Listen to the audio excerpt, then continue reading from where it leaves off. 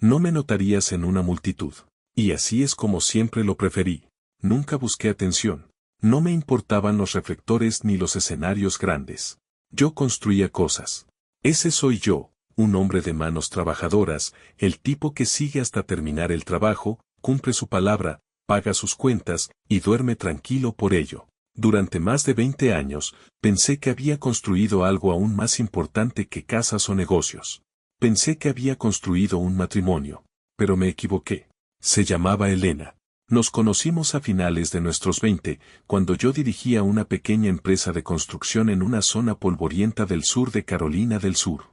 Solo éramos 3 hombres, una camioneta vieja y una montaña de determinación. Ella trabajaba en una silla alquilada en un salón de uñas escondido detrás de un centro comercial. No había nada glamoroso en eso, pero lo que me atrajo no fue solo su aspecto, aunque no le faltaban admiradores, fue su ambición. Elena hablaba de tener su propio salón algún día.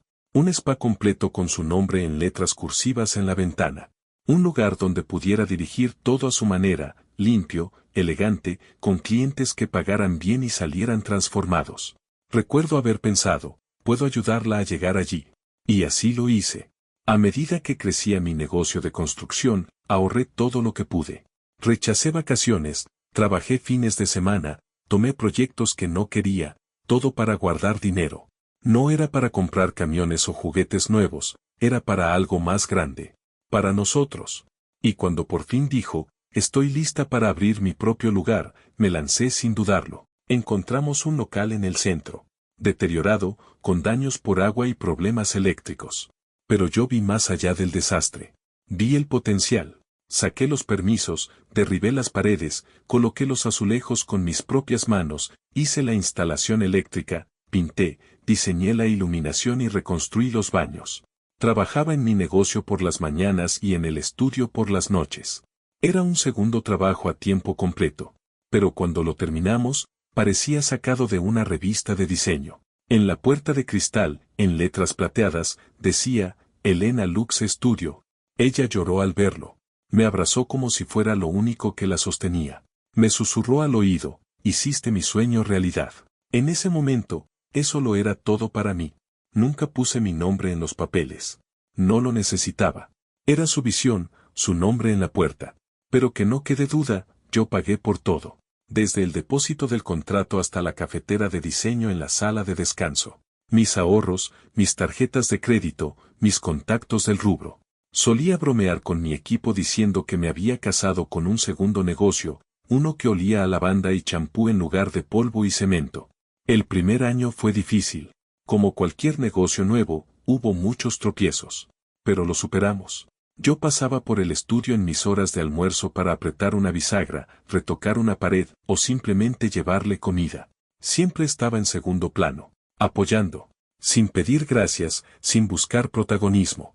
Creía que éramos un equipo, que lo que era suyo también era mío, que la confianza iba en ambas direcciones.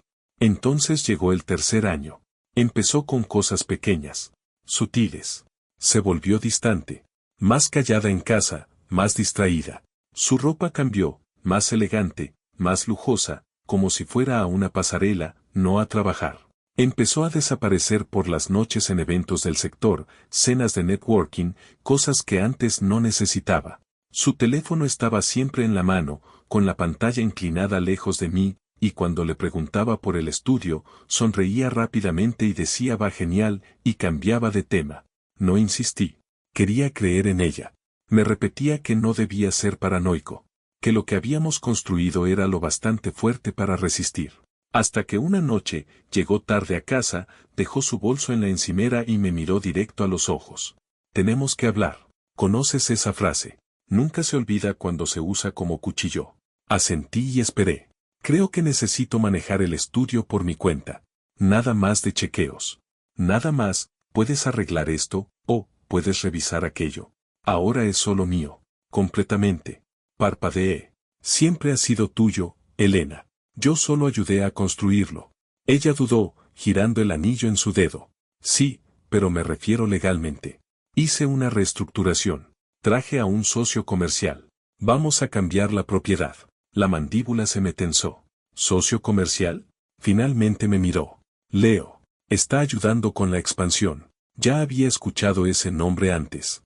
Leo. El consultor que me rodeaba por el estudio. Demasiado pulcro. Demasiado amigable. No grité. No dije una mala palabra. Solo asentí. Y luego dije la frase que cambió todo. Si crees que no me necesitas, veamos qué puedes construir sin mí.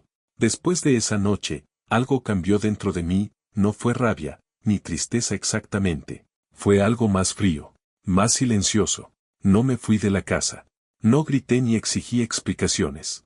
Solo empecé a observar.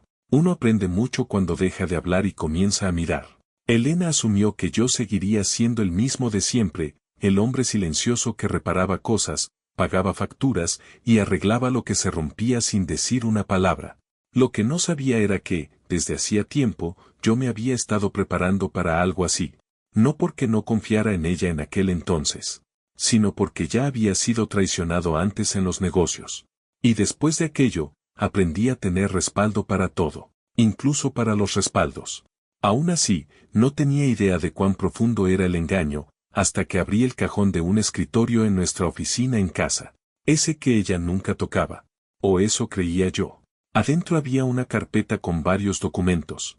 En cada hoja, mi firma. Meses antes, me los había entregado una noche durante la cena. Papeles del seguro, dijo mientras se apresuraba hacia la puerta. Cosas de responsabilidad civil para el estudio, nada serio. Firma donde está marcado. Ni siquiera leí los títulos. Era mi esposa. Confiaba en ella. Firmé cada página. Y ahora, parado en el silencio de esa habitación, vi la verdad. No eran formularios de seguro. Eran contratos de traspaso de propiedad. Documentos que le otorgaban el control total de Elena Lux Studio. No solo del nombre o del logotipo, sino también de los activos, el equipo, la base de clientes y, lo peor, los derechos legales para futuras licencias. Y allí estaba, bien claro, su nuevo socio, Leo M. Hart, registrado como socio secundario de capital bajo una nueva empresa, DHL Group. Sentí el estómago encogerse. Leo, el mismo tipo de sonrisa plástica que siempre rondaba por la recepción cuando yo pasaba.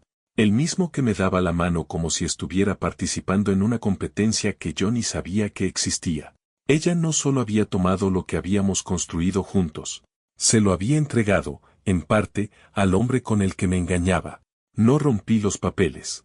No grité. Me senté en el escritorio, serví un vaso de agua y saqué un bloc de notas amarillo del cajón.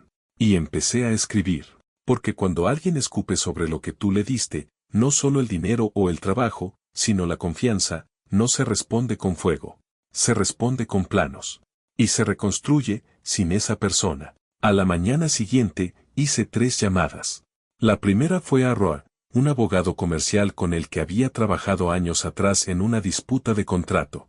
Es de esos tipos que usan botas vaqueras con traje y piensan cada palabra como si la estuvieran afinando antes de hablar. La segunda fue a Calvin, mi contador de toda la vida. Llevaba mis libros desde hace más de una década. Me debía algunos favores. La tercera fue a un viejo amigo en el departamento de asuntos comerciales. Solo necesitaba confirmar lo que ya sospechaba.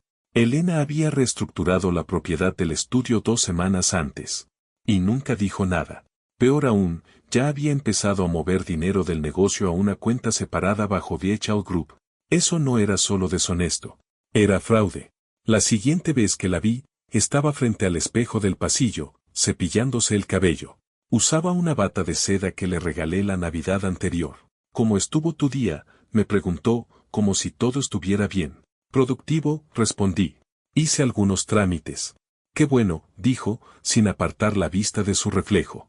Luego me dio un beso en la mejilla, tomó las llaves y dijo que tenía una cena de negocios. No pregunté con quién. Solo la vi salir por la puerta. Segura, despreocupada, sin idea de lo que venía. Esa noche, fui al garaje y saqué una libreta vieja. La tenía guardada desde hacía 5 años. Dentro había una lista de contactos, contratistas, banqueros, abogados, inspectores. Nombres que no había mencionado en años, pero que recordaba como si fueran de la familia. Era momento de dejar de reaccionar y empezar a actuar. Pero antes, necesitaba algo más, pruebas. Así que al día siguiente, pasé por el estudio. Elena estaba en una reunión. Le dije a la recepcionista, Jenny, que sería rápido. Me miró nerviosa. Claro, adelante. Entré como si aún fuera mío. Y quizás, de alguna forma, siempre lo sería. En la sala trasera encontré lo que buscaba, facturas, nóminas, órdenes de compra, todo apilado como si no importara. Y sobre el escritorio, un contrato a medio redactar, sin firmar. Era para una segunda sede. Un nuevo spa bajo el nombre de DHL Group. El financiamiento, un préstamo comercial respaldado por una hipoteca. Mi casa. Nuestro hogar. La misma casa que yo había pagado por completo 10 años antes. Ella pensaba usarla como garantía. Sin decírmelo. Sonreí. No con alegría, sino con esa calma pesada que llega antes de un huracán. Porque mientras Elena jugaba a ser empresaria, yo estaba a punto de recordarle quién construyó los cimientos. Siempre he creído que la verdadera venganza no hace ruido. No derriba puertas ni grita en medio de una habitación. Se mueve lento, por debajo de la superficie, constante y en silencio, como una base que se va desmoronando, ladrillo por ladrillo, hasta que todo el edificio colapsa. Elena pensó que simplemente me iría. Lo que no sabía era que ya había empezado a prepararme desde el mismo momento en que dijo, necesito manejar esto sola. No le conté sobre el archivo que le envié a Roy, mi abogado. Un paquete completo, documentos de propiedad, movimientos bancarios, transferencias, y hasta una foto que tomé del contrato sin firmar para una segunda sede. Tampoco le dije que ya había movido la mitad de nuestros ahorros conjuntos a un fideicomiso protegido, a mi nombre. Porque cuando uno quiere recuperar el control, no lo anuncia. Simplemente deja de entregarlo. Mientras Elena pasaba las noches riendo con Leo y mostrando sus nuevos atuendos en redes sociales, yo pasaba las mías creando hojas de cálculo. Revisé cada estado de cuenta, cada recibo, cada cuenta de proveedor a la que aún tenía acceso. Crucé datos. Comparé lo que ella tocaba con lo que no tenía derecho a tocar. Al final de esa semana, ya no tenía solo pruebas. Tenía ventaja. Entonces llamé a Calvin, mi contador. Necesito una auditoría forense, le dije. Calvin suspiró. ¿Y qué estamos buscando exactamente? 3 años de finanzas del estudio. Pero no las que entregaron a Hacienda. Las reales. No hizo preguntas. Solo dijo, mándame los archivos. Mientras él trabajaba, yo fui a ver a alguien que no veía desde hacía años, Sam, un banquero local que me había ayudado a financiar 2 proyectos anteriores. Nada de grandes corporaciones. El banco de Sam era de esos donde todavía te ofrecen café en vaso de cartón y saben tu nombre sin pedirte una identificación. ¿Elena o su empresa han solicitado algún préstamo últimamente? Pregunté. Sam se recostó en su silla. Curioso que preguntes. Vino la semana pasada con un tal Leo. Muy seguro de sí mismo. Habló mucho. Prometió más. Pero algo no me cuadraba. ¿Mencionaron usar una propiedad como garantía? Sí. Hasta dieron dirección. La tuya. Asentí. Eso pensé. Sam frunció el ceño. Ella no es dueña de esa casa, ¿cierto? No, respondí. Solo vive en ella. Ese fue mi siguiente paso. A través de Roa, inicié el traspaso legal de la casa a un fideicomiso. Uno sin nombres visibles. Uno que Elena no podía tocar. Esa casa ahora estaba protegida por completo, legal e intocable. Al día siguiente, entré al estudio Elena Luxe como si nada hubiera pasado. Jenny, la recepcionista, me miró sorprendida. Nerviosa, incluso. ¿Está Elena? Ella, está en su oficina con Leo, murmuró. Sonreí. Perfecto. No toqué la puerta. Caminé por el pasillo y la abrí. El rostro de Elena se descompuso. Leo se levantó, con esa sonrisa falsa y su camisa entallada. Tú debes ser el de mantenimiento, dijo. Mantuve la calma. Algo así. Elena se apresuró. Amor, ya lo tenemos resuelto. No hacía falta que vinieras. Solo quería verificar si tu nuevo contratista conoce los requisitos de plomería para un salón. Leo dudó. Sé lo que hago. Seguro, respondí. Solo recuerda, los salones usan químicos. Si la plomería no está certificada, el departamento de salud los clausura rápido. Elena trató de cambiar el tema, pero lo vi claro. Por primera vez, notó que yo ya no estaba arreglando cosas. Estaba observando, planeando. Cuando salí, Jenny me alcanzó. Probablemente no debería hacer esto, susurró. Y me entregó un folder. Lo encontré ayer en la copiadora. Algo me pareció raro. Era peor de lo que imaginaba, registros de pagos mostrando que el dinero se estaba desviando a una nueva cuenta bajo el nombre de HL Group. Y en la última página, una nota proponiendo usar nuestra casa como garantía para una expansión. No solo me estaban dejando fuera, estaban intentando borrarme por completo. Esa noche, me serví un trago, abrí una libreta nueva y en la primera página escribí 3 palabras.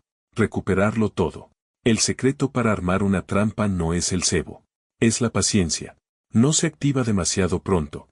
Se espera a que el objetivo entre solo, confiado, seguro, creyendo que tiene el control. Justo hacia ahí se dirigían Elena y Leo. Y yo no tenía ninguna razón para detenerlos.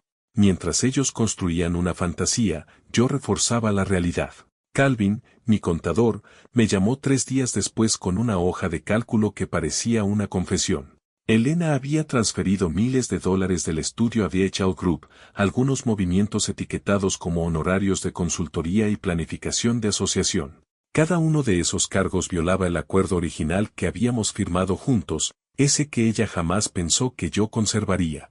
Ese acuerdo, enterrado en la segunda página, tenía una cláusula que ninguno de los dos mencionó en años: si cualquiera de las partes usaba fondos del negocio de forma indebida o modificaba su operación sin consentimiento, perdía automáticamente todos los derechos de gestión, con efecto inmediato. Ella lo firmó. Y yo tenía pruebas. Ese fue el primer candado. El segundo llegó gracias a Sam, el banquero. Revisé la solicitud de préstamo que presentó, me dijo por teléfono. Falsificó parte de los ingresos. Infló números para cumplir con el ratio de deuda. Eso es ilegal. Oh, totalmente, respondió. Y más si usó tu casa como garantía. Lo hizo. Entonces la tienes bien agarrada. Ese fue el segundo candado. Ahora solo faltaba que la puerta se abriera. Y se abrió, gracias a Kale, una de las estilistas del salón, que apareció una mañana en uno de mis sitios de trabajo, visiblemente nerviosa. Ella está diciendo cosas, me dijo. Elena, que tú ya estás fuera. Que pagaste por todo pero no tienes nada. Que Leo se está haciendo cargo y que tú vas a quedarte sin nada. No reaccioné. Solo la miré a los ojos y dije, gracias por decírmelo. Antes de irse, Kale me entregó un papel doblado, el calendario de citas del estudio. Había una nota en tinta roja que destacaba sobre todo. Cena con inversores, firma del acuerdo, lunes, 6 de la tarde, Mariners Row. En ese momento, el cronograma quedó claro. Estaban por cerrar un trato usando lo que me habían quitado. Llamé a Roy, mi abogado, esa misma tarde. Estamos listos, le dije. No pidió detalles. Ya lo sabía. En los días previos a esa cena, aceleré el paso. Primero, finalicé el fideicomiso que ahora contenía el título de la casa. Elena no tenía acceso. Ni siquiera sabía que se había transferido. Segundo, congelé la línea de crédito comercial que ella seguía usando, la que estaba bajo mi empresa constructora. Nada más de sillas, espejos o productos financiados con mi nombre. Tercero, hice una visita silenciosa al arrendador del local del salón, un hombre llamado Haorn. El año pasado lo había ayudado con su casa del lago, que se había inundado. Nunca me cobró ese favor. Tomando café, le conté todo, el fraude, el socio falso, las deudas pendientes. Ya intentó renegociar el contrato de arrendamiento, me dijo Haorn. Dijo que iba a cambiar la marca. ¿Firmaste algo? No. Algo no me olía bien. Bien, no lo hagas. Le entregué una carpeta con los antecedentes financieros de Leo, 2 empresas disueltas por impago, una demanda civil pendiente y una denuncia por fraude en el condado de Hamilton. Howard hojeó el archivo, silbó bajo, y dijo, parece que te debo otra. Sellamos el trato con un apretón de manos. Mientras tanto, Elena seguía ajena. Llegaba tarde a casa, sonriendo frente a su teléfono, tarareando como si el mundo estuviera a sus pies. Se servía vino. Hablaba de lo grande que sería todo esto. Ya soñaba con su segunda sede, esa que no sabía que estaba construida sobre mentiras. No la enfrenté. No le dije nada. Solo sonreí, asentí, y esperé. Que celebrara. Que brindara. Porque la tinta aún no se secaba. Pero la trampa, ya estaba lista.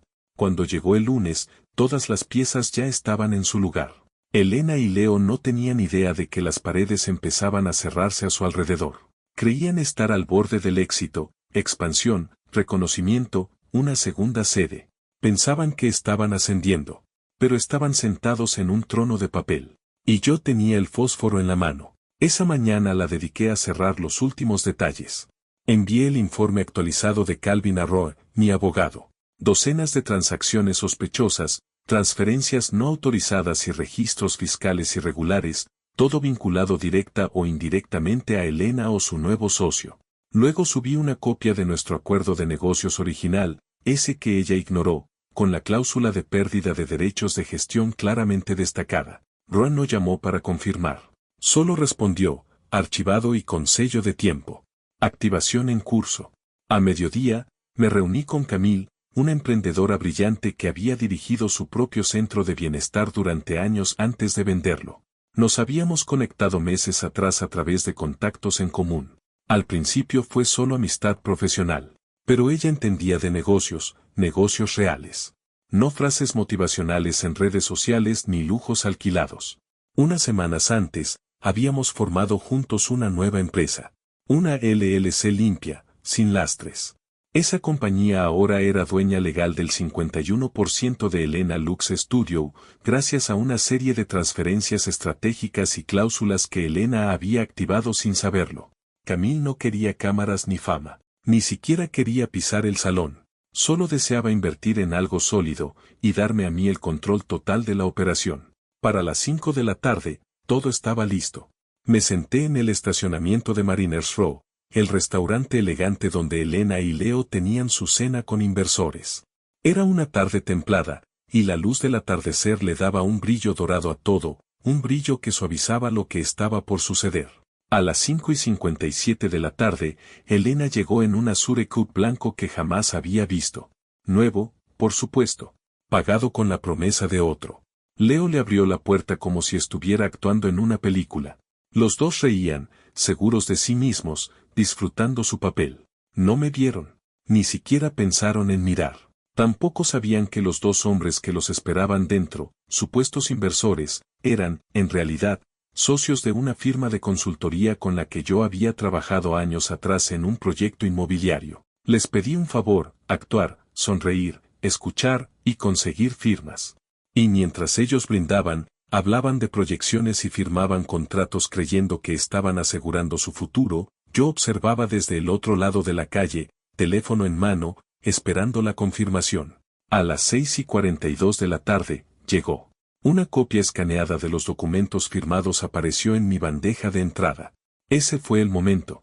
Reenvié el archivo a Roa con el asunto, activar cláusula. La sincronización fue perfecta. Las firmas en ese contrato de inversión confirmaban legalmente que Elena había actuado fuera del acuerdo original, usando fondos y marcas de una empresa sobre la cual ya no tenía control. En ese instante, perdió toda autoridad legal, sin derechos de gestión, sin control sobre el negocio. Cuando llegó el postre a su mesa, Elena ya no era la jefa. ¿Y Leo? Acababa de atarse a un barco que se estaba hundiendo. No le mandé mensajes. No me aparecí. Solo me quedé en mi camioneta, viendo cómo las luces del restaurante parpadeaban mientras caía la noche, tranquilo, sereno, en silencio. Porque a veces, el movimiento más poderoso que uno puede hacer es dejar que alguien se corone solo, con papel. Todo comenzó con un datáfono congelado. A la mañana siguiente en Elena Lux Studio, nada funcionaba como debía. El sistema de pagos colapsó. La aplicación de citas fallaba. Los pedidos de productos no llegaron. ¿El servicio de limpieza? No apareció. Al mediodía, 2 estilistas se marcharon, hartas del caos. Una clienta se fue llorando después de esperar 45 minutos por una cita que nadie le había informado que había sido cancelada. Dentro del salón, Elena caminaba de un lado a otro, alterada, con el teléfono pegado a la oreja. Leo se mantenía junto al mostrador como un suplente que había perdido el control de su clase, tratando de parecer útil sin hacer absolutamente nada. Yo no estaba allí. No hacía falta. Jenny, la asistente de recepción, sí lo estaba. Y grabó todo. Esa mañana, había recibido un memorando, redactado por Roa, firmado por Camille y enviado a cada proveedor y servicio vinculado al salón. En él se detallaba la transferencia completa de la gestión y operaciones a una nueva entidad legal, la empresa de Camille, con efecto inmediato. El nombre de Elena no figuraba en ninguna parte. Los proveedores se retiraron. El acceso a las aplicaciones fue revocado. Los pedidos de suministros fueron cancelados o redireccionados. Incluso las cuentas de servicios públicos fueron trasladadas al nuevo nombre de la empresa. A las 2 de la tarde, Elena ya no podía acceder a la banca del negocio. Su contraseña fallaba. Su usuario fue bloqueado. Y justo cuando llamó a Leo para que le ayudara, entró el arrendador. Howard, tranquilo como siempre, con una carpeta en la mano. Elena, dijo con suavidad, tenemos que hablar. Ella parpadeó, confundida. Ahora no es un buen momento, Howard. Creo que sí lo es, respondió, entregándole una carta. Dentro, una notificación de terminación del contrato de arrendamiento. No era una advertencia, no una amenaza. Un documento finalizado, que indicaba que, a partir del próximo mes, el local tendría un nuevo inquilino, firmado y autorizado por la empresa propietaria del edificio. Ella levantó la vista. Esto debe ser un error. No lo es, dijo él. Ya firmamos con el nuevo arrendatario. Leo se asomó por encima del hombro de Elena. ¿Qué inquilino? Howard no dudó. Camille Enterprises. El nombre no significaba nada para ellos. Pero para mí, lo era todo. Elena se quedó congelada unos segundos. Luego llegó el pánico. Comenzó a gritar, a Leo, a Jenny, al teléfono, al aire. Acusaciones, confusión, negación. Pero nada cambió. Los sistemas ya no eran suyos. El local ya no era suyo. ¿Y el negocio? Nunca lo fue. Jenny me envió el video esa noche. Lo vi una vez. Luego lo archivé. No por venganza. Por documentación. A las 6 de la tarde, me llamó Ro. Está hecho, dijo. La cláusula está activada legalmente. Ahora tú eres el socio administrador. Ella está fuera. No celebré. Ni siquiera sonreí. Solo me senté en la tranquilidad de mi oficina en casa, escuchando el eco de un mundo que ya no tenía que reparar. La corona se había desmoronado. ¿Y Elena? Por fin estaba empezando a sentir la caída. Para la mañana del miércoles, el mundo de Elena ya no se parecía en nada al que conocía. Intentó ingresar al sistema de citas del salón, bloqueado. Llamó a los proveedores, sin respuesta. Incluso quiso usar las redes sociales del estudio para controlar los daños, pero descubrió que ya no era administradora. Todo lo que creía suyo, había desaparecido. Lo peor, nadie le contestaba el teléfono. Leo había desaparecido. Sus cuentas en redes sociales fueron eliminadas. Su número comercial ya no funcionaba. Se decía que se había ido de la ciudad la misma noche en que firmaron el acuerdo, en cuanto notó que algo no estaba bien. Probablemente sintió que todo se venía abajo y, como siempre, huyó. Los proveedores querían respuestas. El banco también, pero Elena no podía darlas. Firmó documentos sin leer, se asoció con un hombre que no conocía realmente y construyó un imperio sobre nombres prestados y dinero ajeno. ¿Y ahora? Estaba sola, sepultada entre los restos. No tuve que decir una sola palabra.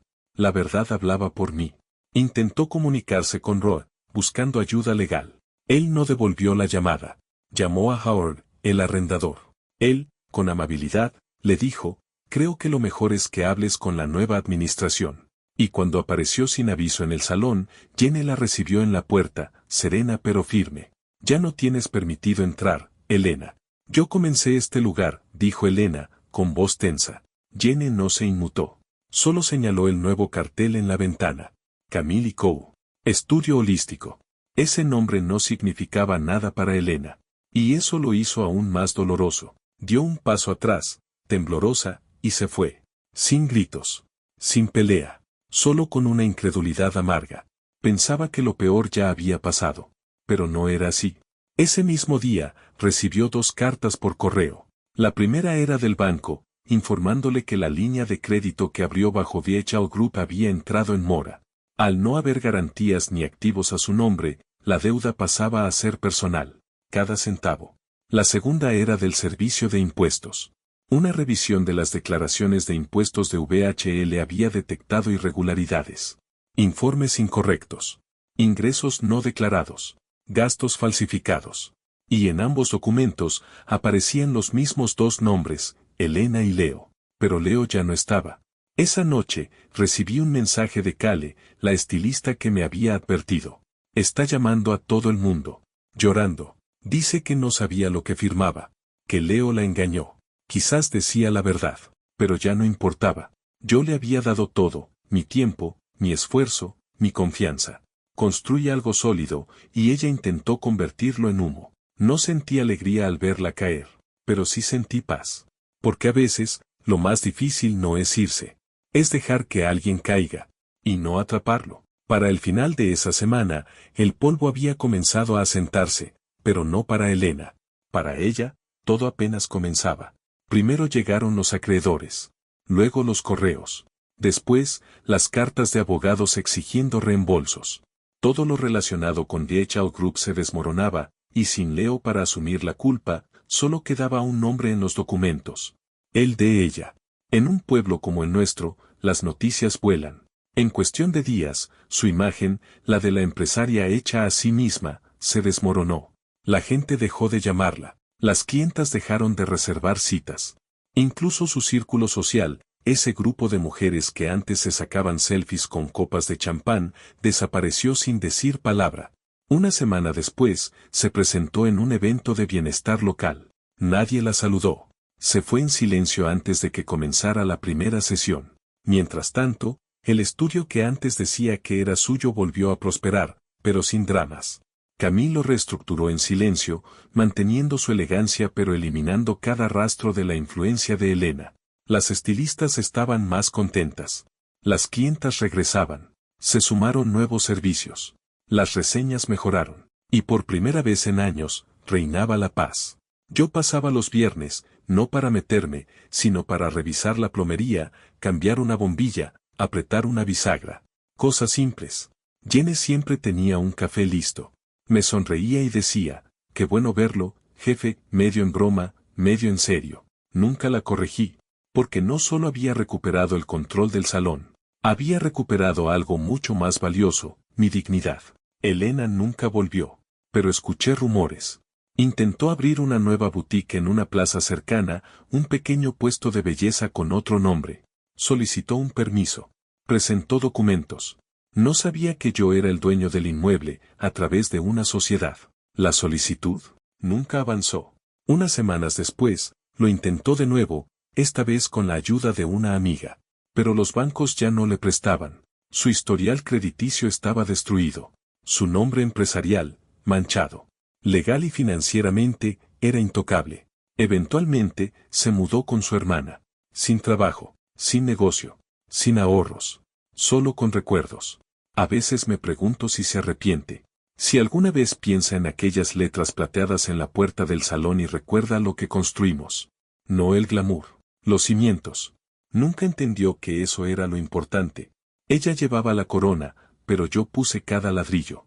Ella era la imagen. Yo era la estructura. Y cuando llegaron las tormentas, la estructura fue lo único que quedó en pie. En los meses que siguieron, no conté esta historia muy a menudo. No porque me avergonzara, sino porque no lo necesitaba.